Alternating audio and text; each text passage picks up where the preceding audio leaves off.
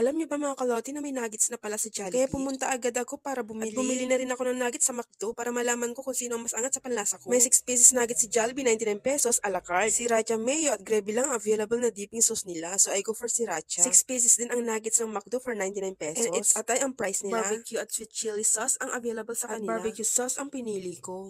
So ano pang hinihintay nyo? Kumain na tayo at unang subo para sa akin lang daw. Charot. Unahin na natin si McDo at isunod natin si Jollibee. Pagdating sa nuggets, halos same lang yung lasa nila. When it comes naman sa dipping sauce, mas perfect ang barbecue sauce sa nuggets. And for me, hindi perfect combination ang sriracha sa nuggets. Medyo spicy pala yung sriracha. Sa size naman, medyo malaki si McDo kaysa kay Jollibee. Maybe because medyo natusta si Jollibee nuggets, so medyo lumiit siya. So pagdating sa lasa ng nuggets, medyo malinamnam ng konti si Jollibee kasi kay McDo. At pagdating naman sa sauce, mas angat si McDonald's. Sa pagkaprito at amoy naman, mas gusto ko si Jollibee. Sa packaging naman kay McDo ako. Kayo, anong mas gusto nyo?